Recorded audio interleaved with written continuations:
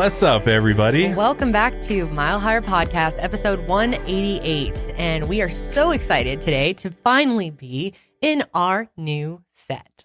Oh my God. It has been a long time coming to get to this really point. has. You guys have no idea. Well, we did a whole custom situation. This is a custom table, which first of all, can we just take note of how beautiful this table is? So cool. This I is love it. not paint, you guys. If you're watching on YouTube, this is actually acid that created these colors on metal. It's like an acid wash, I want to say. Yeah. On metal. And it creates this, beautiful, it almost looks like an aerial view of islands to me. It does. Like if you're going to look at satellite images of some islands, it looks like ocean. Kind of like a globe. Yeah, it's really cool. Yeah. Yeah, I love how it turned out. Our sets, all three of our sets were designed by the lovely Blair Fowler, who has been on YouTube for many, many years. You guys might remember Juicy Star 07, baby. Yep. That's right. So she helped us come up with this amazing table design. Don't you feel official? I do. I feel like I'm sitting at a news desk or Me something too. now. It's really cool. It more spaced out because we're gearing up for a whole new year. We're gonna bring guests on. Yes. We're gonna have so much more going on than we did in our previous studio, which is really nice. Plus, this is at our office space versus at our house now, so it was a little. So the dogs aren't going to come to the door and pound on it. Yeah. Sometimes they bang into the door while we're recording. So this is a much more professional setup for sure. Yep. Of course, we kept our sign because it's iconic, but we have changed it a bit. As you guys can see, there is now a kind of plant frame around it that Miss Corelli from the Sesh helped us get that all set up. And it looks fantastic. I'm so happy with this set. I think it looks great. And we have plenty of room now for guests because we were a little tight in the other studio. It didn't look like that on camera, but it was. With all the cameras and everything in there, there's a lot of things. The one thing that we are going to keep working on, and I know it's probably a little bit dark on some of the shots here, but our lighting situation, we're kind of, it's a work in progress. So yeah, lighting's really, really difficult. And, we're in an office building, so we have fluorescent shitty lighing above. Yeah, it's very hard so to light. Balancing that with all the way around. We've had some difficulties with all three shows getting it ready because we're also using all new equipment, new cameras, new mics. Everything is new. So getting that all set up and adjusted for the new shows have been a little bit of a challenge. But I'm happy with it. I think everything looks great. And all the hard work we've put in the last year trying to get this ready has paid off, I think. I hope so. I hope you guys like it. They're like, we hate it. I know there'll probably be some people be like, yeah, I like the other one better. Oh yeah, there will be people. It's okay. I understand. Some people, the wood was their vibe and everything. It's a whole new situation. Yeah, it's like a new age of Mile Higher. Like we had new era. This is a new era. Yeah. Our third round of new set here. Hey, we can all agree fifth round, it's actually. Much better than the basement and the green screen. Yeah, seriously. That was pretty rough. Yeah. But yeah, we have a very interesting case to get into today. This one is wild. I mean, probably one of the coaster. craziest cases we've ever covered, I would say. I think so. It's insane. So many twists and turns, and just the craziness within is on another level. On another level, man. I mean, this one doesn't get. You're gonna walk away from this one being like, just what the hell happened? Yeah, here? It's pretty wild. Janelle's here too, of course. Shout out. What's up, homies? Me and Char are here. New podcast, new producer set. Everything's new. New background. New background. There. Yeah, it's a little wrinkly. Yeah, we might change it up a little bit. We're still working on the producer setup, I think, a little bit. So, but if you're listening, I highly suggest you either start listening on Spotify for one, because we now upload video on Spotify. Yeah, which so you can watch on Spotify. And while we're on that topic, we should mention that the show as a whole is going to be uploading everything on Wednesdays going forward. We're no longer be uploading on Mondays. Yes. I know that annoyed people anyway, so we got rid of that whole situation. Because now when we upload audio to Spotify has the video already sort of ingrained into the platform. It's becoming a lot like YouTube now, which is really cool. Yeah, it's very cool. I'm really excited they did that. So really staying with the times, Spotify. And we're one of the few shows that get to experience really cool. that and test it out. It's really cool that they allowed all three of our shows to do that. So sweet. Yeah, I think we're one of the few true crime shows that actually do video as well. I don't think that's very common in the true crime world. No, not too many that do video. So yeah, that's what's cool, is that you can watch this and listen to it if you want on Spotify. And I mean, that's the platform for podcasts now, really. And if you've never watched one of our episodes, it's really worth checking out, especially if it's something that we have a lot of clips in or a lot of visuals, because we do add a whole lot. Our producer, Joel, other producer, he does an amazing job adding in so many different visuals and all kinds of cool stuff to see as you watch. That is right. All right. So we've got this is a massive case. We have a lot to cover here. So we're just going to go ahead and jump right into it. But this episode of the Mile Higher Podcast is brought to you by Pretty Litter, HelloFresh, Modern Fertility, Nutrafol, and Stitch Fix. Yes. Thank you to our sponsors. So the case that we're covering involves several individuals. There's actually quite a few people sort of involved as a whole, but the main people that we're going to be talking about are Dave Kroupa and Cari Farver. Now, if you ever heard of the author Anne Rule, she's famous for writing her book, The Stranger Beside Me, I believe it's called, on Ted Bundy and her relationship with him. And her daughter, Leslie Rule, wrote a book called A Tangled Web that is specifically about this case. So that should tell you right there, a whole book about this case. So we've tried to take that whole book, condense it down. We got a lot of our information from this book. And just so you know, some of the pseudonyms that are used throughout this case are there for privacy reasons, as you'll soon find out. So just want to give you that sort of FYI. But the other person we're going to be talking about, in addition to Dave and Cari, is Liz Golyar. So just keep those names in mind, because we're going to have to kind of start with looking at the backgrounds of these individuals before we sort of get into the meat of the story and where everything sort of goes crazy. So that leads us to start with background of Cari Farver. So Cari Leah Farver was born on November 30th, 1974 to Nancy Bisbee and Dennis Farver. She grew up in Macedonia, Iowa. Cari had an older brother named Adam and a younger half-brother named John. Her parents divorced when she was 18 months old, and her parents were still on very good terms, though, and she had a close relationship with both of them. Nancy remarried her high school sweetheart, Mark Rainey, when Cari was just 6 years old, and Cari loved Mark. She loved having two dads. Cari lived in Macedonia her whole life, and it was a small country town with a population of only 250 people, so very small. Everyone knew each other there, and people were friendly. Cari's family lived in Iowa for generations. Even some of her great-great-grandparents had lived in Macedonia. She came from a long line of loving and compassionate people. Kindness was just in Cari's blood. And not only was Cari a kind person, she was also brilliant. As a child, her teachers quickly realized that she was intelligent and had placed her in the school's gifted program. And like her mother, she loved the theater. And they were both talented actresses and singers. Cari spent a lot of time in her childhood performing plays and musicals with her community theater. Being the beautiful and smart girl that Cari was, she had always had her fair share of boyfriends, and it was hard not to be attracted to her confidence and fearlessness. After Cari graduated high school, she went to college at the University of Kansas, where she started dating a boy named Frank. At some point in their relationship, they were actually about to break up. However, Cari ended up finding out that she was pregnant. The two tried their best to keep the relationship going, but it didn't work out. So Cari moved back to her parents' house in Macedonia and did online class instead. And then on December 10th, 1997, Cari gave birth to a baby boy named Maxwell, or Max for short. Even though Cari was a 23-year-old single mom and busy with school, she was an amazing mother. A few years after Max was born, Nancy started to notice that Cari was acting differently. Sometimes she had severe anxiety attacks that were pretty difficult to deal with.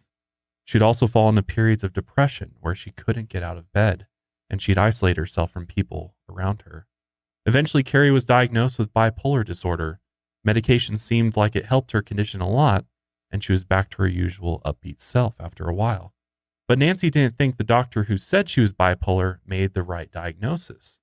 None of her other doctors had diagnosed her with bipolar disorder.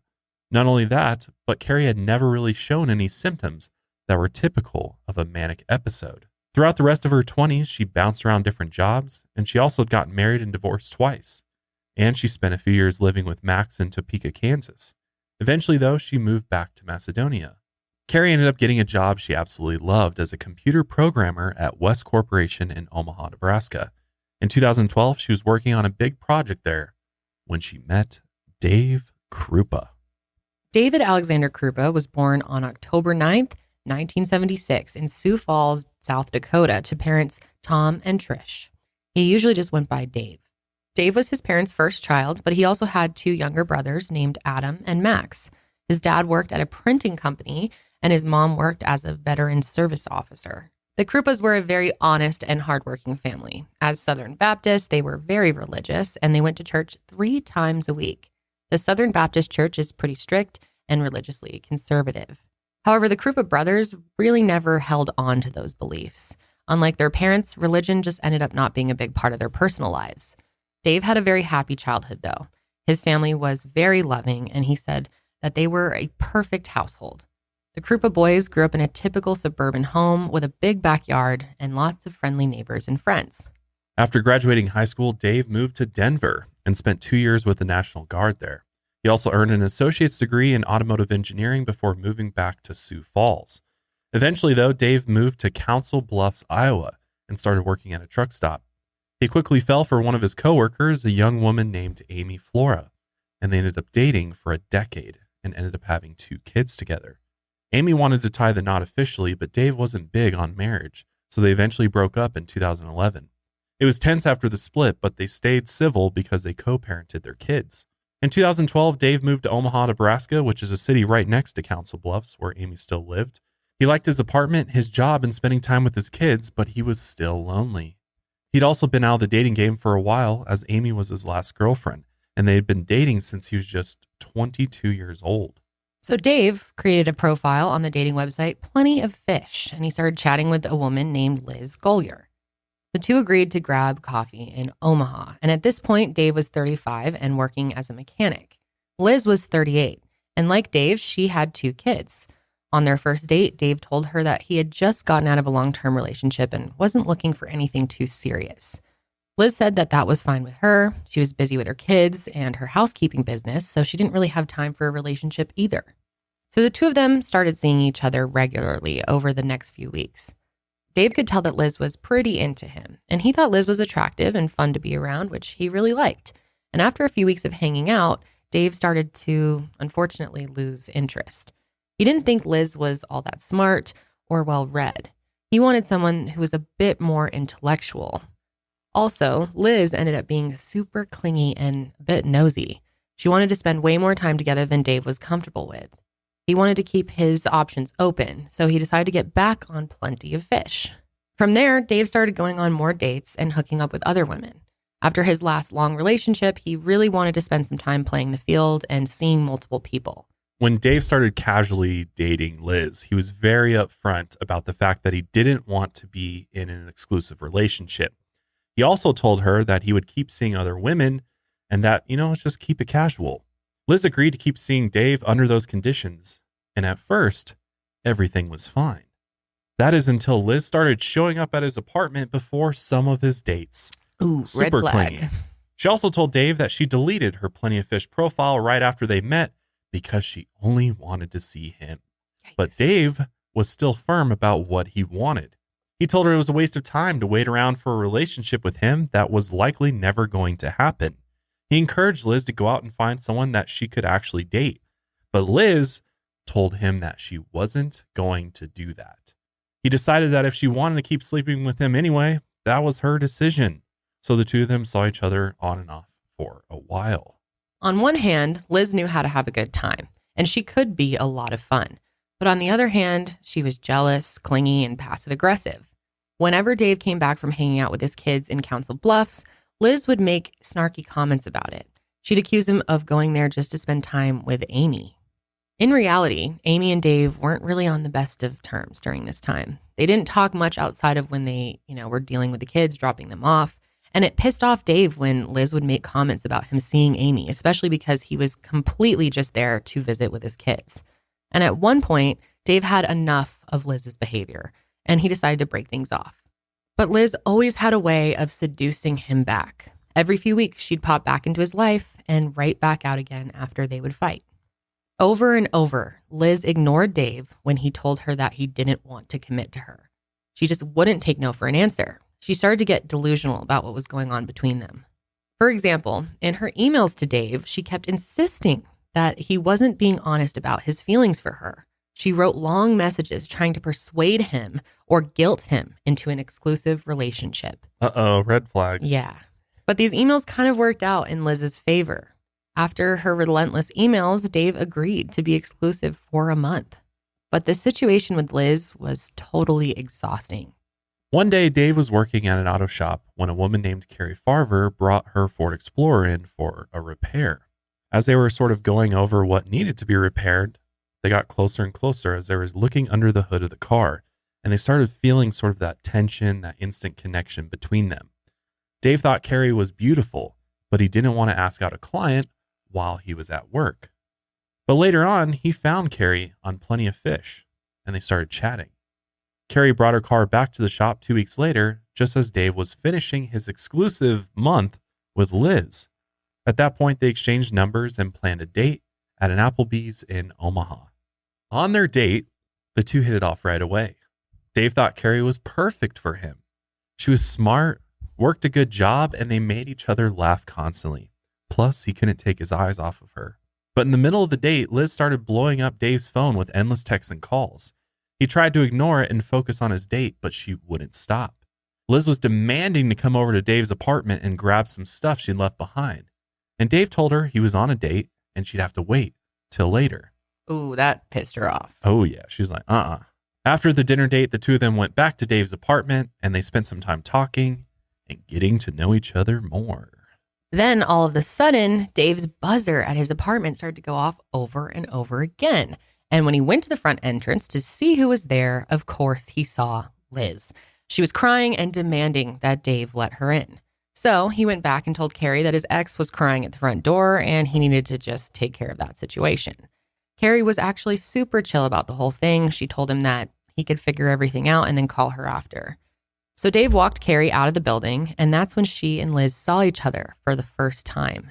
Cari walked right past her, and neither of them said a word to each other. After Liz left, Dave immediately called Cari. It was still early in the night, and Cari's grandparents were watching Max, so she invited Dave over to her house in Macedonia. And while the two of them were hanging out, it was very obvious that they were both really into each other. But Cari wanted to be clear about her expectations. She said that she wasn't looking for anything serious. She just wanted something fun and casual. Obviously, this made Dave really happy because they were both looking for the same thing. He spent the night and the two of them saw each other multiple times over the next 2 weeks. So the commute from Macedonia to Cari's job in Omaha was pretty long. So Dave's place was right near her office, and spending the night there was a perfect way to save time. And she slept over there a lot. The two of them got along great and they really enjoyed each other's company. Meanwhile, Liz was desperately trying to hang on to Dave. She sent him rambling emails multiple times a day, trying to keep his attention. But Dave, of course, just ignored most of them. So then on the night of November 10th, 2012, someone actually vandalized Cari's car, her Ford Explorer, by keying it and spraying silver paint all over it. She recorded a video of the damage on her camcorder and then made a Facebook post about it. The whole incident was definitely a hassle, but she pretty much brushed it off after she cleaned up her car. So Thursday night, apparently somebody here in the whopping metropolis of Macedonia, Iowa, decided Max's Explorer was not the right color. We're gonna go see if we can fix that. Somebody thought they were quite the artist. Oh, what the hell? So then on November 12th, 2012, Cari spent the night at Dave's place again. She needed to be at West Court pretty early to finish a project that she was working on. It was a typical night for the two of them, and nothing was out of the ordinary. The following morning on November 13th, 2012, Dave woke up early and got ready for work. And he remembered seeing Cari laid out on the couch in her PJs working on a coding project. She had to be at work at 6:30 a.m., and Dave's place was just a quick walk away from her office. At 6:15, Cari called her supervisor and gave her an update on the project she was working on. At 6:25, Dave left for work, and on his way out, he kissed Cari goodbye and told her that he'd see her tonight. And everything seemed perfectly normal.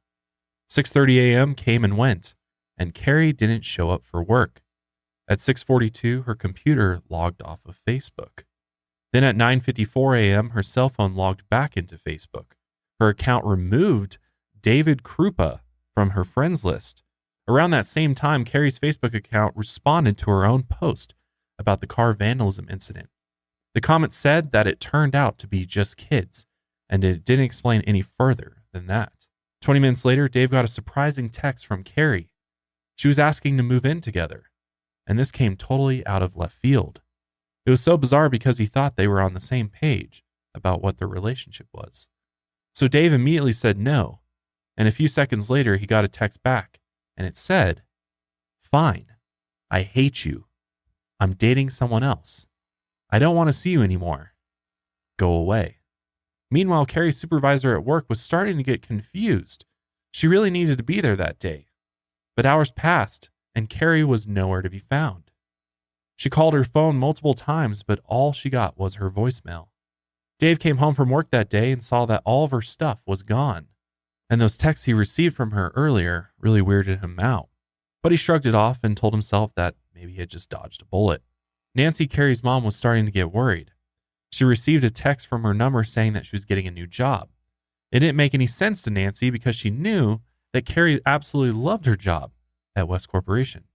Multiple days passed and Nancy didn't see her daughter. She called her over and over again, but there was no response. She only got weird text messages back. One of the texts said that Cari was thinking of checking into a mental hospital. She also mentioned that she had broken up with her boyfriend. Another one said she was going to move to Kansas with Dave. That Friday, Nancy reported her daughter missing. And the cops at the sheriff's office didn't really give Nancy's report a lot of attention, though. They thought that Cari was an adult and, she probably just left and she'd come home eventually. But Nancy knew her daughter. Something was seriously wrong. The way that the police were treating her disappearance was really frustrating. And Max was the most important person in Cari's life. And Cari would never abandon him like this. Not only that, but Cari's half-brother John was getting married that weekend. And she was not about to miss that wedding for anything. And if that wasn't enough reason to just vanish, her father Dennis was battling stomach cancer and he didn't have a lot of time left. So it was super important that everyone in the family came to John's wedding. That weekend, though, Cari did not show up. Max spent the entire day staring at the door, waiting for the moment that his mother would walk in, but it never came. Meanwhile, Dave was starting to get pretty freaked out. A few days after Cari had asked to move in, he started getting more weird texts from her. They were all really angry, and they didn't make a lot of sense. They were full of grammar and spelling mistakes, and some of them even said she hated Dave and called him names, while others would say that she loved him. Many of the texts were about Liz, and they were pretty brutal. Some of them called her a fat, ugly whore who wasn't good enough for Dave. Liz also started to get nasty texts from Cari, telling her to back off of Dave and threatening to hurt her and her kids if she didn't. One day, Liz called the police and reported that someone had broken into her garage. The burglar stole one of her old invalid checkbooks and also spray painted the phrase "whore from Dave" on her wall. Then on the night of November 17th, Cari's mother, Nancy, got a text from Cari. It was a picture of one of Liz's old checks written out for $5,000 and made out to Cari Farver. And the signature on the check was actually Liz's real name, Shanna Golyar. Her middle name was Elizabeth, so she went by Liz. The text said that Cari had sold her bedroom set and that she needed her mother to let the buyer into the house to get it. Nancy couldn't believe her eyes. That bedroom set was actually a family heirloom. Cari would have never sold it off like that. She was sure that her daughter was not the one behind these texts. So Nancy responded and said, "I need to hear your voice first so that I know it's really you." And all of a sudden, she responded with a flurry of really nasty texts, calling Nancy controlling and a bad mother. At first, she was really hurt and angry, but then she realized that her daughter would not say these things, and it couldn't have been her sending these messages. Cari would never speak to her like that. And not only that, but the texts were full of misspelled words. Her daughter, who was a computer programmer and clearly a smart woman, was a stickler for grammar, and every email and text that she sent had to be perfect. So Nancy obviously is like, something's up with these texts. This is clearly not my daughter. So she shows the police these texts and tells them that this couldn't have come from Cari. But the police weren't exactly convinced that some misspelled words were proof of that. More messages rolled in throughout the next few days, and some of them said that she was moving to Kansas and taking Max with her. Nancy kept trying to work with the police, and at one point, she mentioned that her daughter had been diagnosed with bipolar disorder. And when the police heard this, the direction they took the case in completely changed. They told Nancy that Cari probably had a manic episode, went through a breakdown, and then just took off. To them, it was just another case of a bipolar person off of their meds and just skipping town. Again, Nancy didn't necessarily believe that the diagnosis of bipolar disorder was correct. She thinks that she was misdiagnosed. She had her struggles, but she'd never done anything that drastic before. So this would have been the first time something like this had happened ever. About a week after Cari was last seen, her supervisor got a text from her. It said that she was quitting her job at West Corporation and moving to Kansas. Police also tracked down Liz since her name was on the check Nancy got a photo of. Liz told police that she was pretty sure Cari had stolen her checks, and she'd actually been stalking her and Dave. Investigators found out that some of Cari's cell phone messages were being sent from Liz's neighborhood. They searched for her there, but they didn't find Cari or her missing Ford Explorer. When they interviewed Dave, he explained that he had been getting hundreds of harassing messages from Cari every day. And then one of the detectives got a text from Cari telling them to leave David Kroupa out of the investigation. The detectives responded and told her that her case wouldn't be closed until they spoke to her in person. Cari texted back and told them to leave her alone. And then she told them, "I want one person to go away for destroying everything for me." At that point, police were convinced that Cari wasn't missing, that she was just a jealous stalker that had gone crazy. The weeks of harassment went on, and Dave was getting really sick of it. He was getting over 50 messages a day from Cari. And sometimes he would get so many messages that his phone would break. He tried changing his number and email addresses, but the messages just did not stop. Somehow, Cari always found his new numbers. Most of the messages were totally unhinged, full of threats, cursing, and of course, a lot of spelling errors. Some of the messages Liz got threatened to kill her and her kids if she didn't leave Dave alone. And at the same time, Cari was professing her love for Dave and telling him that she was going to get rid of Liz so they could finally be together. But oddly enough, all of the stalking and harassment actually started bringing Liz and Dave back together. He felt really bad that he had dragged Liz into this nightmare. But she actually was surprisingly understanding about it all, and she put up with the constant threats from Cari. He was grateful that she was being such a trooper through everything. But he was really worn down about the whole situation. Being stalked made him feel scared and alone. And Liz ended up being a source of comfort for him. She was someone who deeply understood what he was going through because she was going through it too. Sometimes when the two of them hung out, they'd get texts from Cari at the same time. They'd be watching a movie when all of a sudden both of their phone screens would blow up with threatening text messages. They tried to stay positive and they would just joke around that crazy Cari was at it again. Once at the end of December, Dave got a text from Cari's number telling him that she was pregnant. And Liz got one telling her to back off Dave for the sake of the baby. But Dave knew that he couldn't have gotten her pregnant. He had actually had a vasectomy a while ago, and Cari had a hysterectomy before they met, although Dave didn't know that at this point. Liz begged for Cari to leave her alone. She even said she'd stop seeing Dave if it meant the harassment would end. But the texts just kept coming through for months and months. The messages that really freaked out Dave were the ones that said that Cari was watching him. Once Dave was sitting in his reclining chair at his apartment when he got a text from Cari that said, "I see you in the chair with your feet propped up. You're wearing a blue t-shirt." So he knew that someone was definitely watching him. Whenever he got these types of texts, he would run outside and try to spot Cari, but he never found her. Now, Amy, Dave's ex, was also being harassed. She started getting scary texts from Cari all the time, warning her to stay away from Dave. And the whole thing was really starting to take a toll on her as well. She couldn't understand what she had done to possibly deserve any of this. On November 29th, 2012, Nancy and Mark became Max's legal guardians. It hurt Nancy to file for guardianship, but she didn't think she had any other options. Cari's 38th birthday was the next day, and it came and went without her. The family tried to keep Dennis in the dark about his daughter's disappearance. He was very sick and weak. Still, he couldn't help but notice that she hadn't come to see him anymore. They didn't want to upset him, so they tried to break it to him as gently as possible. And when they did, he was absolutely devastated. That is just so heartbreaking to think about. Like, this man is sick. Yeah. And he doesn't know his daughter's missing. And then he finds out and he's probably like, oh my gosh, well, I'm going to pass away. Mm-hmm. It's just, the whole thing is so sad. Yeah, just such mental mind games. Mm-hmm. I mean, ugh. And especially knowing that none of it just makes any sense at all. Like, you're just like, what is going on here? And like, why? why would she just walk away from everything and cut everybody off, essentially. And why would she be so angry at so many people and harassing all these people when she only knew Dave for like 2 weeks before she started doing this? And there's just no patterns of that in her past to really, for that to make sense. Yeah. Other than this bipolar disorder diagnosis that has been disputed. On December 7th, Dennis died of stomach cancer, and the family got no word from Cari. Max turned 15 3 days later, and his mother never showed up. Dennis's funeral was held on the 12th, and again, family members glanced at the door constantly, just waiting for Cari to come and say goodbye to her dad. But Cari never came.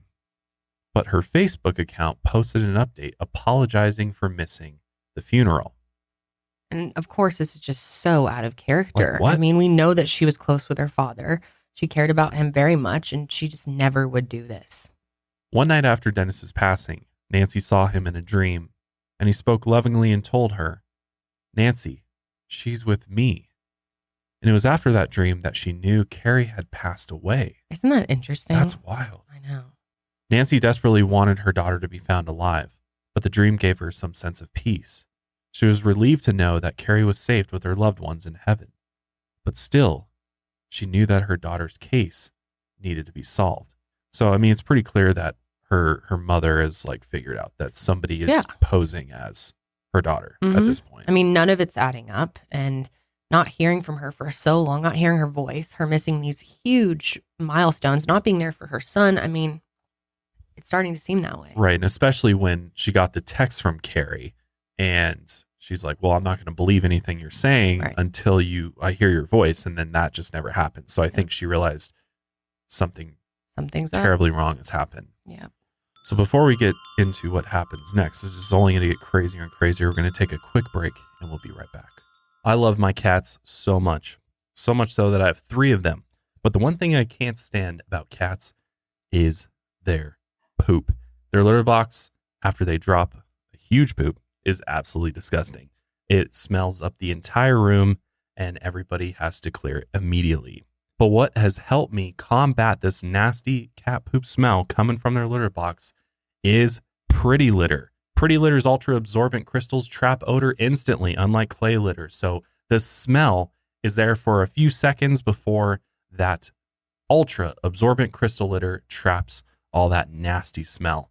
Their crystals last up to a month, which means less scooping and fewer trips to the garbage can. And with 3 cats, you can only imagine how much poop they all produce. Also, Pretty Litter's super light crystal base also minimizes mess and dust, and your allergies will thank you. I used to get such bad allergies from all the clay litter when I'd scoop it. I have asthma, so you can only imagine all that dust coming in your face, and it's disgusting as hell. So Pretty Litter has absolutely eliminated that nasty dust issue. Here's the coolest thing about Pretty Litter, though. It changes colors to help detect early signs of potential illness in my cats, including urinary tract infections and kidney issues. Pretty Litter provides that peace of mind that I need in order to keep up on my cat's health and just generally check up on their overall wellness, which is awesome. And Pretty Litter ships free to my door in a small, lightweight bag, and I never run out of it, and I don't have a huge container of litter taking up space and stinking up my place, so it's a win-win. Make the switch to Pretty Litter today. It's just good sense. Go to prettylitter.com and use promo code MileHigher for 20% off your first order. That's prettylitter.com. Use promo code MileHigher for 20% off. prettylitter.com. Use promo code MileHigher today. Our lives are super busy between all the shows that we record, to Kendall's channel, to the CBD business. There is so much going on that HelloFresh is literally the only way we eat at the end of the day. HelloFresh has made our lives extremely easy. It's saved us money and all the hassle of going to the grocery store, writing the grocery list, walking around, hoping that they have the right ingredients in stock in order to make that delicious home-cooked meal you've been dreaming about all day. Well, no more of that. All you got to do is sign up for HelloFresh, go online, pick out their delicious recipes that they have, and they change every week. And there's all sorts of different options for all different types of food preferences. Plus, they have quick and easy meals, including 20-minute recipes and low prep and easy cleanup options, which provides an even faster route to putting food on the table for your family. Don't forget dessert, too. Satisfy your sweet tooth with seasonal limited-time goodies like Dunkaroos cookie dough or Vanilla Delight cheesecake. That sounds so good right now. Plus, HelloFresh is 72% cheaper than a restaurant meal of the same quality. Can you believe that? And you can save, on average, over $65 per month when you order HelloFresh instead of grocery shopping. That's more money to put toward those other 2022 goals of yours. Best of all, HelloFresh offers the flexibility you need to easily customize your order online or in the app. Easily change your delivery day, your food preference and plan size, or skip a week. You know, if you head out of town on vacation or a trip, you can just skip that week and pick up whenever you need to. So go to HelloFresh.com/MileHigher16 and use code MileHigher16 for up to 16 free meals and 3 free gifts. Go to HelloFresh.com/MileHigher16 right now and use code MileHigher16 for up to 16 free meals and 3 free gifts. So getting back to our story here, on January 6, 2013, Nancy logged into her Facebook account and found a new message, and it was from a profile using her daughter's name and photo. Nancy responded saying that a phone call would be the only way that she would believe that the sender was actually Cari. So the account sent an angry message back to her. The message said, "Fine, I will call you, but I am done after that. You have Max, and I am grateful. But after all the cop stuff from before, I am done. I am not 10 years old, Mom. I can leave him and move on with someone new." She sent another message saying, "Everything is about phone call. I was just heading to bed. Who else would know about Dad? But fine, I will call you sometime. I just wanted to let you know that I was okay." And there's several grammar and spelling errors in these messages. So of course she was suspicious that this just was not Cari. Then Cari's Facebook account posted a status update, and it said that David Kroupa had proposed to her. There was also a picture of someone's hand with a wedding ring on it. Nancy thought the hand in the photo couldn't be Cari's. The fingers were short and stubby, unlike Cari's fingers, which were long and slim. She forwarded the profile to the police, who contacted Dave, and he told them that he obviously never proposed to Cari. But he also told him that he got a scary email just after midnight on the 6th. It was a photo of a woman with dark hair tied up in the trunk of a car with duct tape over her mouth. And it was hard to tell exactly who it was, but the email said that it was Liz. The sender claimed to be Cari, and she demanded that Dave dump Liz and get back together with her, or else she'd kill her. He thought the message was bullshit, though, so he went to bed. The next morning, he texted Liz complaining that Cari was being psycho again. Liz replied saying that she was fine and that Dave was sweet for checking in on her. Then 2 days later, Dave spotted a black Ford Explorer in his apartment complex's parking lot, and he thought maybe it's Cari, but it was covered in snow, which meant that it hadn't been driven for days. A forensic investigator came out and checked the car for evidence. The car looked like it had been wiped clean on the inside. She only recovered one fingerprint, which she found on the top of an empty mint tin in the cup holder. Cops ran it through their system, but there was no match. She also spotted a light pink stain on the passenger seat, but she assumed it was just a spill. Meanwhile, Dave and Liz were just becoming exhausted by all of Cari's games, so they allowed the police to do a phone dump. To do that phone dump, investigators connected a small device to their phones that downloaded all of its contents. It's important to note, though, that this particular download didn't pick up any deleted data.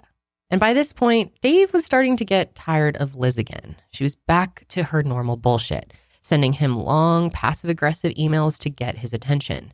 Dave felt bad that Liz had put up with so much, so he agreed to set aside one day of the week to spend with her, and that was Wednesday. Then in February, Liz called the cops twice to report that her car had been vandalized. On April 1st, she reported that someone had keyed the phrase "whore, stop seeing Dave" into her car. And on April 17th, Nancy got a call from someone claiming to be Dave Kroupa.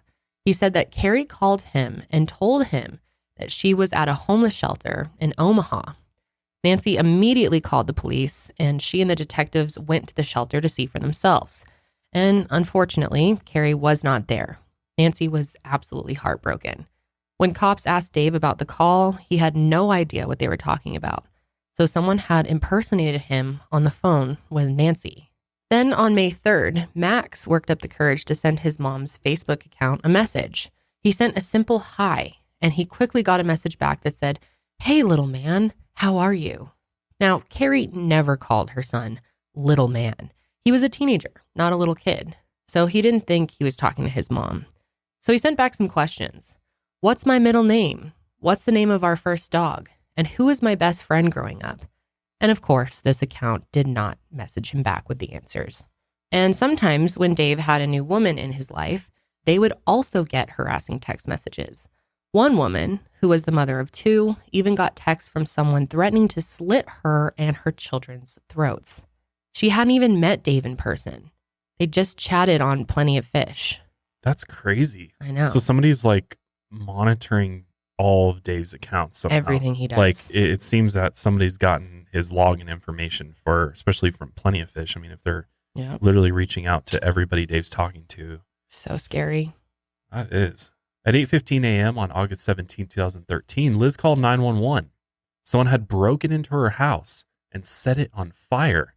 And when the firefighters went inside, they found the bodies of Liz's 4 pets, 2 dogs, a snake, and a cat, which were all dead from smoke inhalation. That is terrifying. And I would absolutely just destroy someone if they did that to my house and my pets. I can't even imagine the anger. The firefighters immediately began their investigation into the cause of the fire, and quickly they determined that someone intentionally started the fires in multiple rooms of the home. I mean, if you look at the pictures, it was like roasted. Like this was a serious fire, high temperatures. Things are basically just smoldering ruins here. Liz told the fire chief that a woman named Cari was stalking her because, of course, the firefighters go to her and like, hey, it looks like, somebody set fires here. Who could it be? And she immediately says, oh, it was absolutely Cari. She's been stalking me. She also showed him an email from her that said, hope you and your kids burn to death. A little while later, Cari emailed her and claimed she was the one who torched Liz's house. From what I've seen so far, looking inside, it's pretty obvious this is an intentionally set fire. The guy that I'm seeing, he has a girlfriend that he dated for 2 weeks, and she's been stalking me since November. Do you know her name? It's Cari, Cari. But she has made threats towards me and my kids. She would kept texting me telling me she wanted to kill me and my kids. You would think they were married as much as she's stalking me. She won't leave me alone. She will not go away. I just wish she would go away. What do you think of that? I'd be pissed. Someone intentionally set my house on fire and killed all my pets. Scary. Yeah. I mean, luckily her kids weren't home when that fire happened. But was it Cari? Yeah. Well, it's just like when you start thinking about all this, it's like you don't really hear stories of stalkers like going to this point that often, right? Obviously it happens, but it's not like maybe not that often to where they're committing arson and burning down your entire house with all the animals inside. Especially when they're completely missing in action from the rest of their lives. Right. Yeah. And I don't know. Very, very scary though. While the firemen were still investigating the fire at her house, Liz called up Dave, and the two of them had had a breakup right before the fire. She told him that Cari burnt her house down, so Dave felt guilty and left work to go see her. At that point, Dave got sucked back into his relationship with Liz. She was constantly guilting him, telling him that he brought Cari into her life, and Cari was the one that was terrorizing her and was the one that set her house on fire. The weeks of stalking and vandalism dragged on, and you could tell that it was getting to be too much for Dave. He'd almost lost his job multiple times, and he never felt safe anymore. He also started to drink a lot more than he usually did. Throughout the next year, the harassment continued. Everyone had gotten used to it at this point. The scary texts, the threats, the vandalism, the bricks through the windows. It never made anything easier, though. 2014 came and went, with still no signs of Cari. So in April of 2015, detectives Ryan Avis and Jim Doty decided to take a fresh look at Cari's disappearance. The two of them came up with a new strategy to try to piece this whole mess together.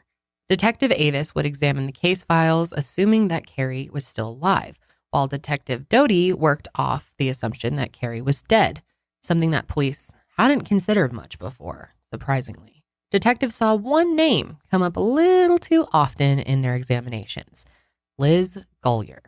Everything kept pointing back to Liz. There were just too many coincidences. So detectives wanted to start investigating her. Then, just a few days later, they were stunned to see Liz walking through the door of the sheriff's office. On December 4th, 2015, Liz told police that she wanted to file a harassment report against Amy Flora, Dave's ex. She told Detective Avis that Amy was stalking her on Facebook and that she'd probably stole Dave's gun too. Dave had recently bought another gun to protect himself. And a few days later, after Dave and Liz broke up again, the gun went missing. And Liz claimed that the thief had to be Amy, the one who was crazy with jealousy. In fact, she believed that Amy was the one who had been harassing her and Dave the whole time, not Cari. They only dated for 2 weeks, and I don't understand why a person would still be stalking him almost 3 years later. It's getting ridiculous. She keeps stalking me on Facebook. So Amy still would like to be with Dave? I'm guessing. I don't know. Okay. And another strange thing is the detective asked her if she knew what type of gun this was. And right away, she said it was a 9mm. And she said, oh, I only know that because I saw it once. Saw it in the box. So it's Smith & Wesson. She knew exactly what it was too. Yeah. So she felt like it was much more likely that Amy would be the stalker. Liz told Detective Avis that she had a bunch of threatening texts from Amy to prove it. So he asked to let police download her phone contents, and she agreed. But this time, the download would collect everything that was on that phone, even deleted data, which, of course, Liz did not realize that this was the case. Nope. So then things got even more wild because the next day at 6:41 p.m., Liz called 911 from Big Lake Park in Council Bluffs. She screamed into the phone that someone had shot her. Let's go ahead and play the 911 call. 911, what's the address of your emergency? I've been shot in the leg. I'm in one of the parking lots on the left-hand side. I have a little red Toyota, and I'm laying next to it. Is there more than one wound? I think it's just one. They shot off a couple of shots. They only hit one, I think. So to most of you, especially if you're a big true crime fan, this call is pretty sus right off the bat, right? So officers, when they arrived on the scene, found Liz bleeding on the ground next to her car. She had been shot in her left thigh, which is also pretty strange. Like if, someone's really coming after you, what are the chances they're just going to shoot you in the leg and then run away? But when the officer asked her who shot her, she said she didn't know. Then, all of a sudden, it came to her, and she cried out, "It was Amy Flora. Amy Flora shot me." Liz said that she was sitting on the bench, just minding her own business, when Amy approached her from behind and said, "So you like fucking Dave?" And then Amy shot her in the leg and ran off. For what reason, though? What motive is behind? Seriously. I mean, if you're going to go shoot somebody at night in the middle of the park, it seems likely that it would have been a kill shot versus a shot in the leg or something. Was that just to scare her and then also give up her identity at the same time? Why would anybody do that? Plus, Amy is showing no signs of wanting Dave back or any jealousy. It makes no sense it really whatsoever. doesn't. And then she got shot in the thigh and then ran through the thing, and there's no evidence to back that up. It just doesn't make any sense. It's pretty obvious Liz is kind of starting to lose it at this point. Yeah. Not really able to Getting keep desperate. her story straight. Yeah, for Taking sure. desperate measures in order to keep the story going. She seems like a desperate person. So Yep. Police searched the area, but they couldn't find any evidence of a shooter. And the ambulance took Liz to a nearby hospital. Yeah, what are the chances that there's a shooting and there's absolutely no evidence, no gun, no nothing to even back that up whatsoever? Around 7 p.m., Amy was sitting on her couch when she heard banging at her door. And when she opened it, she saw a bunch of cops with their guns pointing at her. They said that Shanna Golyar told them that Amy Flora had shot her. Amy tried to explain that she had nothing to do with whatever the hell they were talking about, and she agreed to even take a polygraph test. Clearly, she was still shaken up about her experience with the police when she took it. They had just pointed guns at her and accused her of shooting someone. She answered all the questions honestly, but she still failed the polygraph, which we all know polygraph tests are, they work sometimes they don't. You can't base everything on a polygraph whatsoever. Definitely not, especially in court. Because it's monitoring heart rate and all these things. And if you had just had a bunch of cops showed up with their guns drawn on you, you would likely fail a polygraph test if that really scared you and happened out of nowhere. Despite failing the polygraph test, though, police quickly cleared her of any involvement in the shooting anyway, because it was very clear to them that Amy wasn't involved. Meanwhile, Special Deputy Tony Cava was examining the contents of Liz's phone. The first download of Liz's phone from January 2013 was only a logical download, meaning it didn't collect any deleted data. But this next download captured everything, including anything that had been deleted. And on Liz's phone, Cava found it all. Tens of thousands of messages sent by Liz, texting apps, fake email accounts, and incriminating photos. Liz was indeed impersonating Cari Farver. She had been the stalker this entire time. There were even photos of Liz staging her kidnapping, photos of Cari's car before police discovered it, photos of Liz standing in front of a shower curtain she bought using Cari's credit card. And Kava traced dozens of email addresses, Facebook accounts, and cell phone numbers used to stalk Dave right back to Liz. The sheer volume of data that he was able to recover was enormous. He put in hundreds of extra unpaid hours piecing together all of the texts, emails, and photos, and he even created a special machine to log and organize each piece of data. Which it's interesting to that despite how smart Liz thought she was by like downloading all these apps that help you mask your numbers and spoof email accounts, and the email accounts she made for Cari were just like free Gmail accounts where she just put like Cari and Farver in different sort of arrangements, and she'd create account after account. But what she also didn't realize is that metadata on pictures, on videos, actually tells you time and date of when that photo or video was taken. It can sometimes tell you location. So it was very easy for a forensic specialist, tech specialist, to figure all this out, that it was all clearly coming back. I mean, it's a lot harder to fake your IP address and things like that. So it was very clear that all this was stemming from Liz. I would do anything to see what it was like when she took these photos of herself. Oh, I know. Like, it's like taped her own face up. Get in your trunk of your car. Yeah. The distressed face. Oh my God. And then after, she's probably like, all right, I'm going to go get some McDonald's. Yeah, that should fool them. And in this, the tech specialist, Kava, said that the amount of time dedicated to pull this off would have been 40, 50 hours a week. Like, this was Liz's full-time job. God, that's sad, honestly. Being a crazy-ass stalker. So after all this came out and they got all this data compiled, it was very clear to the detectives that Liz was absolutely a psychopath and a stalker. What's even crazier is that she even burnt her own house down, killing all of her pets, mind you. That like, how so fucked up is that? That is, I mean, wow. That's some serious commitment and just pure evil. Dude, you could not pay. No amount of money would ever make me do that. Not that she was getting paid, but just in general, what the fuck? Let alone a person that you love or obsessed with. No jealousy. Like, yeah. Insane. On top of that, then she shot herself. Yeah, that's some serious commitment in the thigh, and she could have easily probably killed herself if she had. And that's when it was just so obvious. Shooting yourself in the thigh. Like, come on. Nobody aims for the thigh when they're if you're shooting to shoot somebody, most times you're aiming for a kill shot, not in the beefy thigh. Like, come on. Beefy thigh. It's just a meaty area. So detectives are like, okay, this all makes sense now. Which it's crazy that it took this long for them all to sort of wrap their heads around it. But then again, it seems like for a long time, detectives were kind of running with this Cari story because it did sort of make sense. And they did have that diagnosis of bipolar disorder. And if you think about it from their perspective, I'm sure they have previous cases where maybe stalkers had. I don't know. I mean, I don't know. Bipolar disorder is very common and it doesn't necessarily line up with these types of behaviors at all. No. Plus, just the fact that she'd only known this man for 2 weeks was completely fine before he left for work that day. She was sitting there on the couch, chilling out, working, and then she just goes missing and does all this shit. It seems so obvious. Like, it's surprising that not only the police didn't figure it out, but Dave as well. Like, it never dawned on him, like, maybe it's Liz, this person who has done all this crazy shit in the past and has harassed me over emails and is clearly obsessed with me, won't let me go. You know, shows up at the apartment on one of their dates, banging on the door. It's just like, it's very surprising that no one other than Max and her mom, Nancy, were starting to figure this out.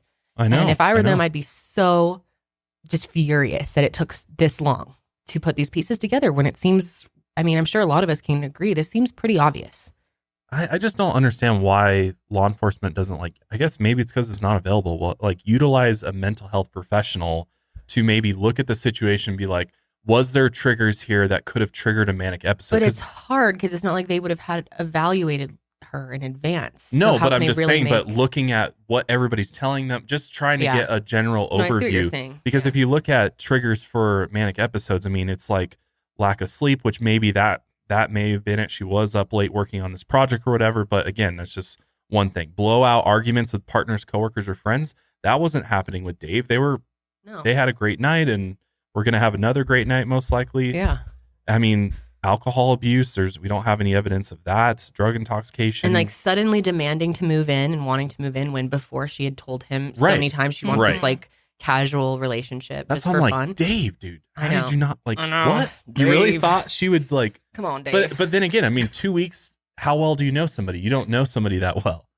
So maybe he just was like, oh, like this is just this woman's crazy. And, you know, I don't know. And also you got to think from his position when this shit all starts happening to you, like your ability to think through things logically, I think kind of goes out the window a little bit because you're now scared. You're now dealing with this fear. And I think it's hard to judge without being in the situation, right? Like it's hard to, I don't know. To say it feels kind of easy to judge. Not gonna lie. It is kind of easy, I guess. But After just 2 weeks, it's crazy. This went on for so long. But anyway, let's talk a little bit more about Liz and who this woman was. So like we mentioned earlier, her real name is Shanna K. Golyar. She was born June 28th, 1975 in Kalamazoo, Michigan. And Liz was separated from her parents when she was very little, so she doesn't know much about them. Her mother was a kind woman named Dolores, or Dee for short. Liz's father was Dee's boyfriend, a man named Al Jenkins. Al was a violent alcoholic who repeatedly abused Dee in front of the kids. When Liz was 2 years old, Michigan Social Services took her and her brother George out of the home. Dee eventually kicked Al out of the house, so Social Services agreed to return the kids. But in 1978, her mother was hit by a car and tragically killed. Social Services didn't let her relatives adopt her kids, so Liz and George ended up in foster care. Liz reported that she was abused by at least one of her foster families. Eventually, she was adopted by the Golyar family in Battle Creek, Michigan, and they changed her name to Shanna Elizabeth Golyar. And she didn't start going by Liz until later in her adult life. In 1997, Liz started dating a man named Raymond. Ray's family was definitely not a fan of her, but their relationship continued, and she ended up getting pregnant that year. During her pregnancy, Ray was suspicious that she was cheating on him with her new roommate, 21-year-old Glenn Herr. On August 25th, 1998, Liz gave birth to her son, Cody Nathaniel Golyar. And after Cody was born, Liz left Ray for Glenn. Glenn was a very kind-hearted man, but unfortunately, he was very easy for Liz to manipulate. His family actually said he had a mental handicap and a learning disability. Liz moved into Glenn's house, where he lived with his mother, Gloria.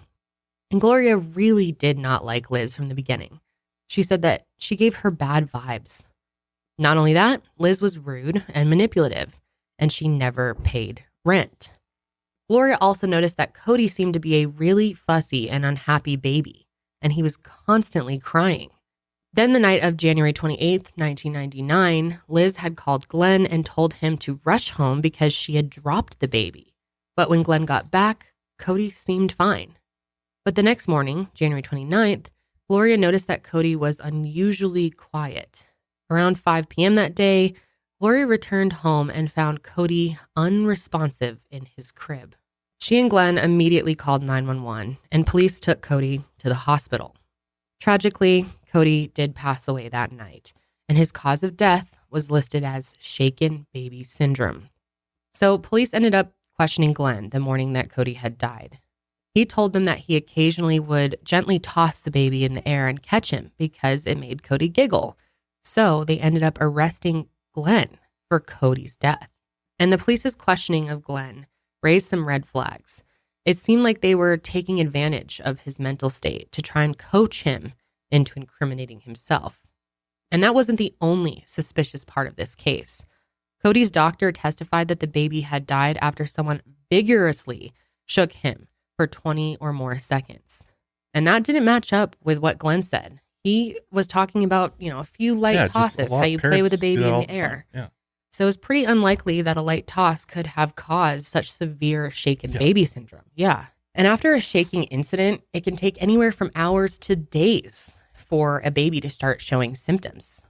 Multiple people saw Cody in the days leading up to his death, including Liz, meaning that it's possible she had something to do with Cody's death, especially since she had called Glenn and told him that she accidentally dropped him.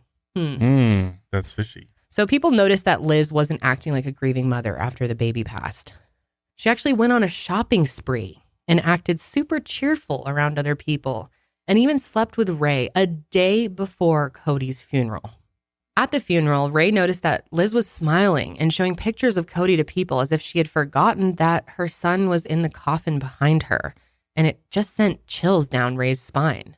Liz took the stand at Glenn's trial disguised in a blonde wig, and this probably has something to do with the fact that she had a warrant out for her arrest for car theft at the time. Wow. It turns out Liz had tried to pin the blame on Gloria the day after Cody died.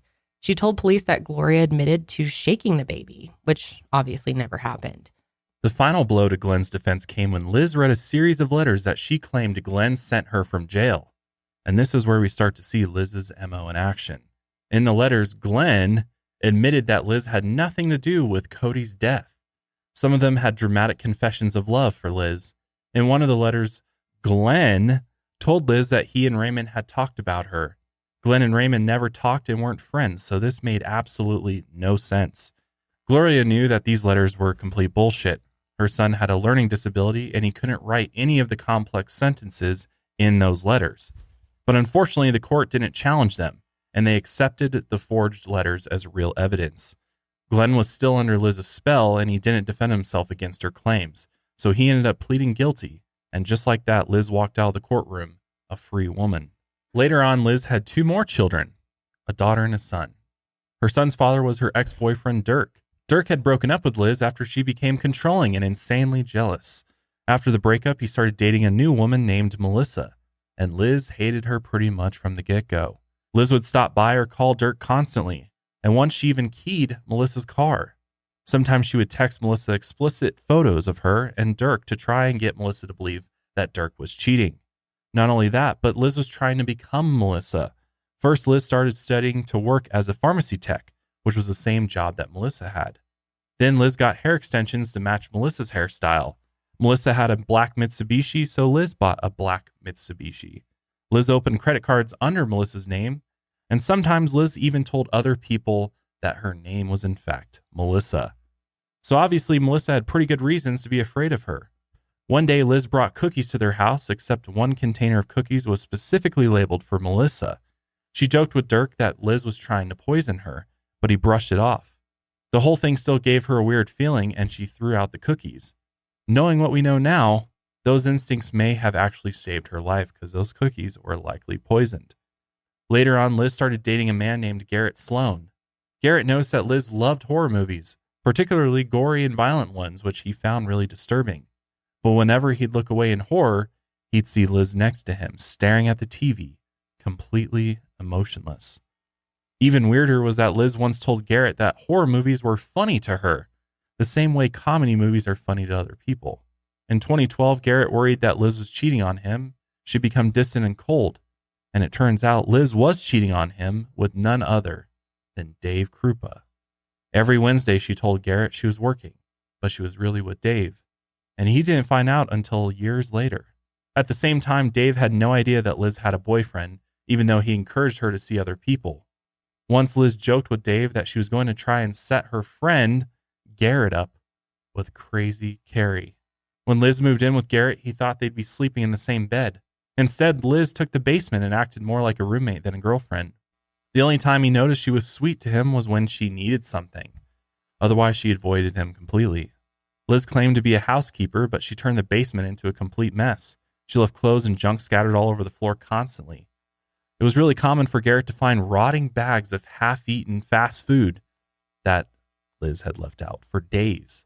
She also didn't pay any rent or any of the utilities, so Garrett wanted her to find a new place to live, but he knew she couldn't afford it, so he just let her stay. He didn't want her kids to be left homeless.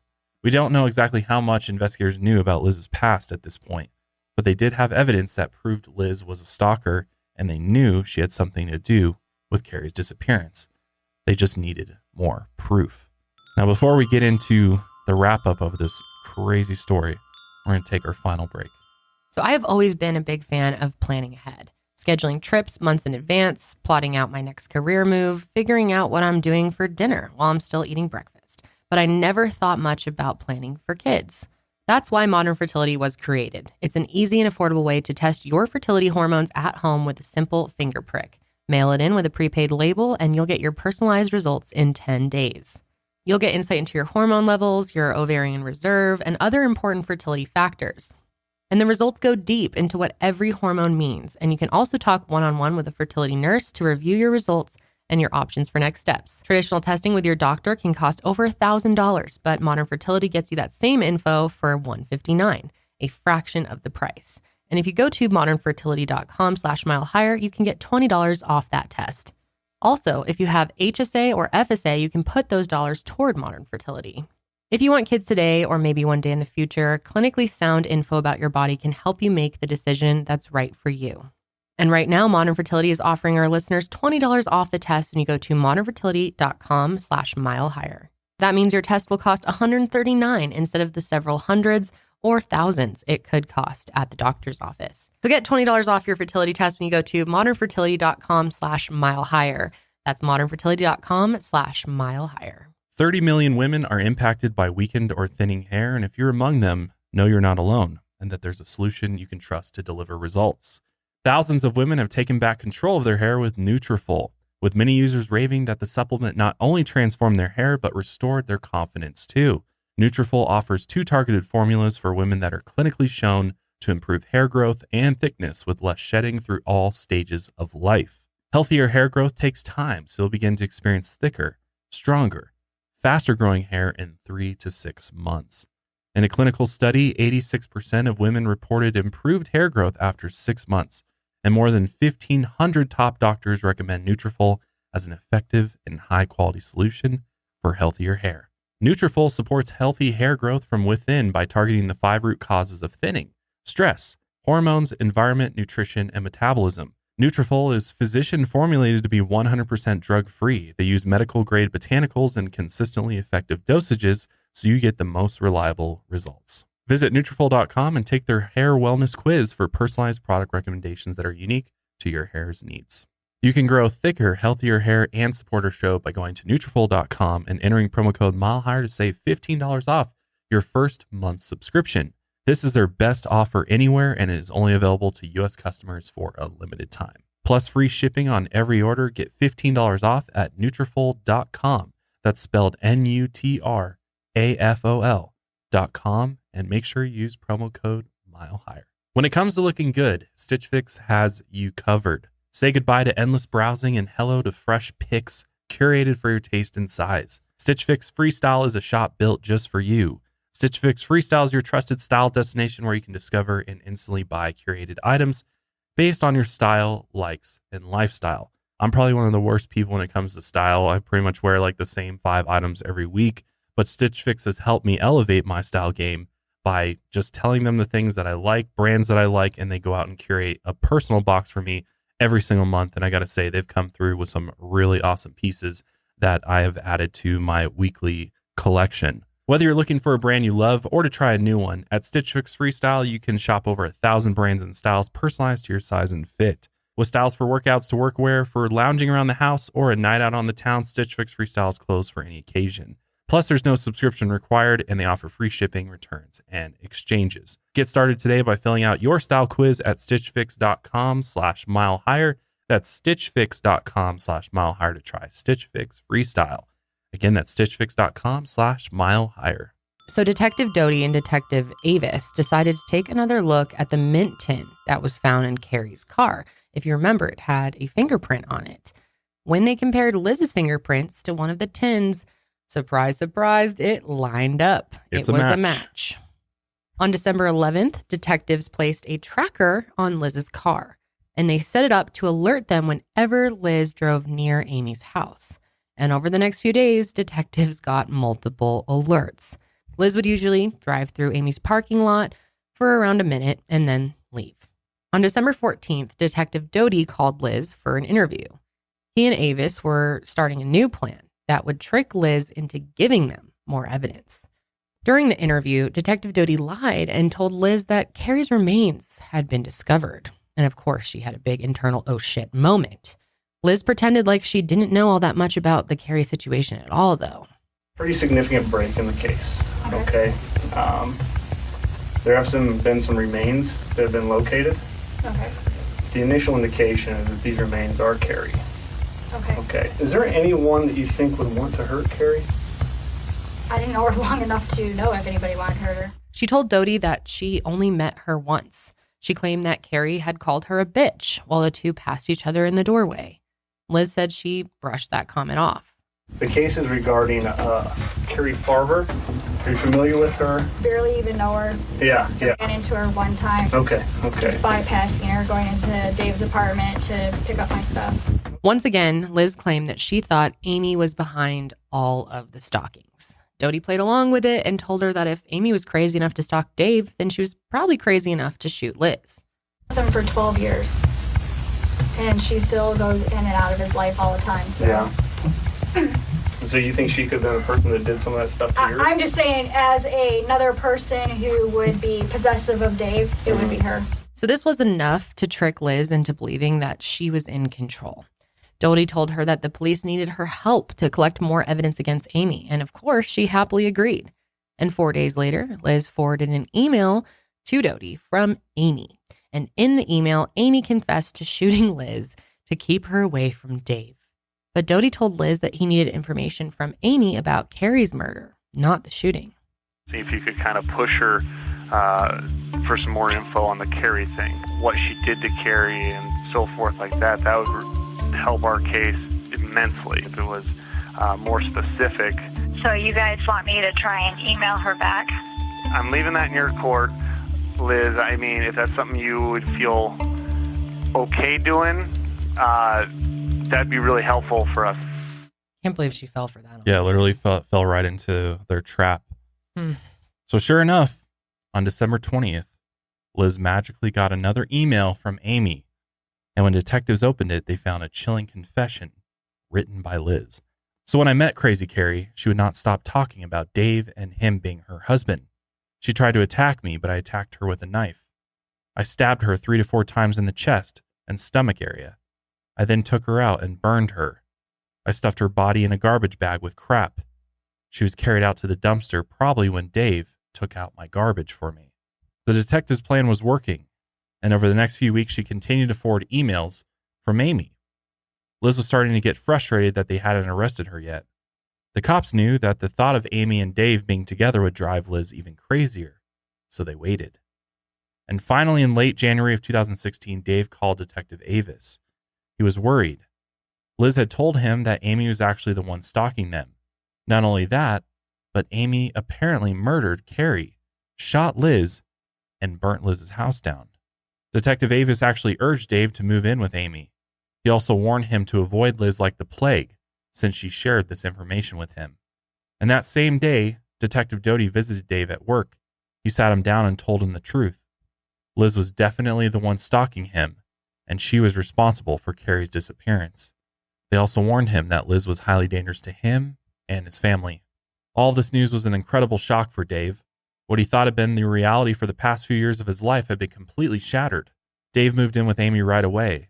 He didn't realize that the detectives had actually kind of played a trick on him too, because they wanted Dave and Amy to move in together so that Liz would become desperate. On February 1st, Liz called up Detective Dodie crying and angry that Amy was still free. Looks like the only person that benefited was her. So she gets to shoot somebody, and then she gets to kill another person, and then she gets to move in with Dave, and she gets to be free. And you guys aren't arresting her. Literally the most upset she's been this entire time. Of course. When Dave moves in with Amy. Because things aren't going her way. Detective Dodie told Liz that they needed more evidence against Amy, and of course, she provided that. She gave Dodie access to her emails, and that day he watched as multiple emails from Amy popped up on the screen. Liz was playing right into their plan. One of the emails mentioned a yin-yang tattoo that Cari had on her thigh groin area.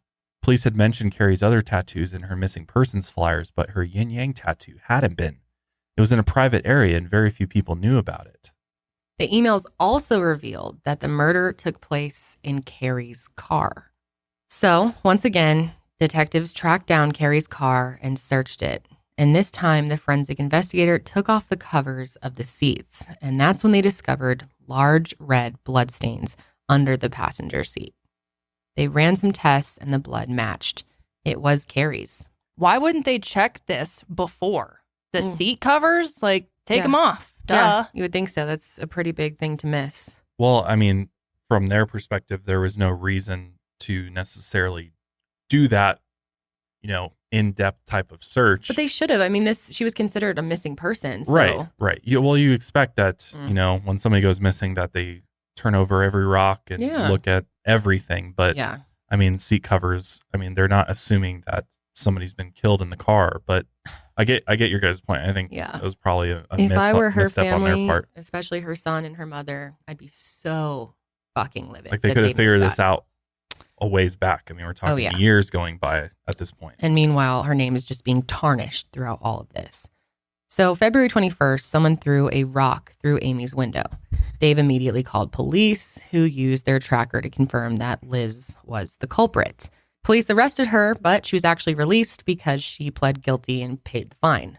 Then 4 days later, police searched Liz's new apartment while she was at work, and they took any electronic devices that they could find, including multiple phones that belonged to Liz and 2 of Cari's cameras. That day, police arrested Liz at work for an unpaid traffic violation. A detective walked her into an interview room and told her that he wanted to talk about a missing persons case. Yeah, it kind of just worked out really good for them that she had already been there for an unrelated case. And they saw her and they're like, oh, perfect opportunity to talk to her about Cari. Yeah, let's play a clip of this interview. The reason why you're in this chair right now today is because you have a lot of questions that you need to answer for me. Her phone was at your house right after she disappeared. And I want to ask you how you can explain that to me, please. She's never been to my house. Your fingerprints are inside her vehicle. How would your fingerprints be inside her vehicle? I don't know, because I've never been in her car. You drove her car. No, I didn't. I've never been inside her car. I've never even been around her car. DNA does not lie. Yeah. Ever. Your fingerprints are in there. No, I haven't. I'm not lying. I've never been around her car. I've never even seen it. For years and years, people have been sending emails under Cari's fictitious accounts. The IP addresses show up to whose house? Your house. Dum-dum. I haven't had internet at my house. Why would you create all these emails? I haven't created any emails. All these have been coming from your house. And I'm not going to be accused of something that I didn't do. Fingers pointing right at you. Then I'm done talking and I'm going to have my attorney because I didn't do anything. Okay. So Liz's defense attorney paid for her traffic violation and she was released from jail. And in the meantime, detectives had to wait before they could arrest her for Cari's murder. They needed some time to find more evidence and hopefully a body so that Liz could be convicted. They only had one shot at putting Liz away for life. Getting justice for Cari depended on how well they could prosecute a no-body case, which is very difficult. Without a body, they're going to need a mountain of evidence to convict Liz of first-degree murder. So finally, on December 22nd, 2016, Shanna, Liz Golyar, was arrested for the murder of Cari Farver. Liz waived her right to a jury trial at her preliminary hearing, and this meant that a judge would decide if she was guilty or not. Her trial was set to begin on May 10th. Detectives had to work quickly to build their case. On February 1st, they got a huge break when Dave found a tablet that investigators missed in their initial searches. And when they looked at the tablet, they found an SD card. And it turned out that this SD card had once been in Liz's cell phone. And when the forensic specialist examined it, he saw that Liz had deleted a strange picture. Because just because you delete stuff on a memory card doesn't mean that it's permanently gone. And this photo was of someone's tattooed and decomposing foot. Nancy turned over photos of Cari's feet. When detectives compared the photos, the tattoos matched. Liz had killed Cari and taken a photo of her foot as some sort of trophy. How sick is that? Not only did she take the photo of Cari's foot tattoo, but she took a photo of Cari's hidden yin-yang tattoo as well. It was the same tattoo Liz mentioned in her emails impersonating Amy. And this was the proof the detectives were looking for. Liz's trial officially began on May 10th, and Liz was charged with first-degree murder and second-degree arson. The prosecution carefully outlined their case, and they argued that Liz confronted Cari as she was leaving Dave's apartment, then stabbed her repeatedly in the chest, took photos of her body, and burned it before getting rid of her remains. And from there, Liz cleaned the car and pretended to be Cari to cover up her crimes. They argued that Liz did all of this in a jealous rage. She stopped at nothing to try and have Dave all to herself. After she murdered Cari, she spent years tormenting Dave, Amy, and Cari's family for her own sick satisfaction. Liz put a lot of effort into her twisted game. She used VPNs to try and hide her IP address when she sent thousands of fake emails. To send the harassing texts, she used free messaging apps to create fake phone numbers. Dave and Liz would get texts from Cari at the same time while they were together, and that was because Liz scheduled them beforehand using an app called Letter Me Later. Liz even used an app that deepened her voice to make that fake phone call to Nancy, where she pretended to be Dave. Overall, Liz sent between 25,000 to 50,000 messages to her victims. It's estimated that she spent over 40 to 50 hours a week stalking and harassing her victims. It was literally her full-time job. After establishing Liz's complex web of online harassment and lies, the prosecution turned to the murder itself. They showed how Liz's fake Amy emails matched up closely with the photo evidence they recovered. The court was shown the photos of Cari's body that Liz took, which featured her distinctive tattoos. They also brought up that Liz's fingerprint was found in Cari's car. If it were Cari's car, she'd obviously have her own fingerprints in it, but there weren't any. So Liz clearly cleaned Cari's car after the murder, and she had just forgotten to get that one last fingerprint. Next, they explained how Liz disposed of the body. There were photos she took of a burnt tarp that was the size of a person, which she probably used to burn Cari's remains. Garrett testified that Liz smelled like smoke or something burnt in the fall or winter of 2012, right around the time Cari disappeared. Liz was no stranger to fire. She'd burnt down her own house just to keep Dave in her life. She was so heartless, so persistent in her mission that she didn't think twice about killing 4 innocent pets. Liz didn't care about animals, and she didn't really care about people either. One of the most heartbreaking parts of the trial came when Amy read out one of Liz's emails. It was the description of Cari's murder that Liz sent under Amy's name. Part of the letter said, "When I killed Cari, you know, she begged me to call Dave at work, and she begged me to talk to her family before she died." It was absolutely devastating for Cari's family to hear that. Nancy sobbed in the courtroom, and she couldn't bear to hear how her daughter's final moments were. Then it was the defense's turn. They tried to argue that there was no proof Cari had actually been murdered without a body. They said all the evidence the prosecution had was circumstantial, and a judge couldn't convict Liz on that. Liz's attorney said she was on trial for murder, not harassment. The only thing the prosecution proved was that Liz was a stalker. That didn't mean that they successfully proved that she was also a murderer. But the judge wasn't convinced by the defense's case, and all of the evidence pointed to Liz murdering Cari in cold blood. On May 24th, 2017, Shanna Elizabeth Golyar was found guilty of first-degree murder and second-degree arson.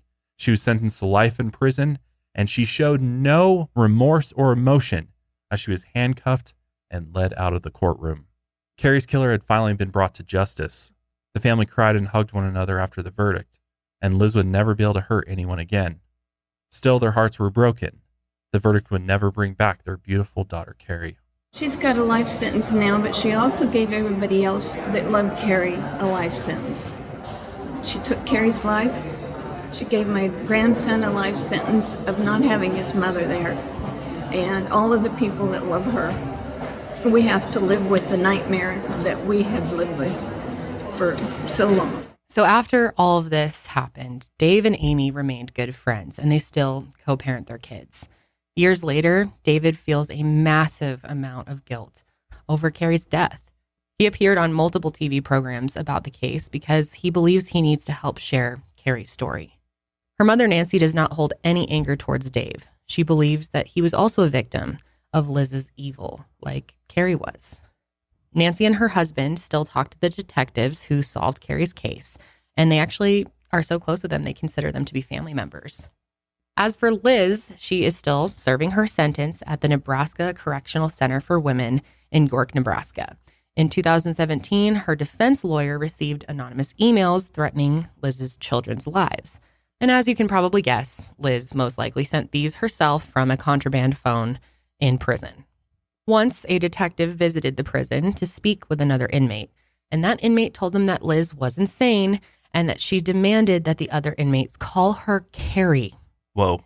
That's fucking weird. Jeez.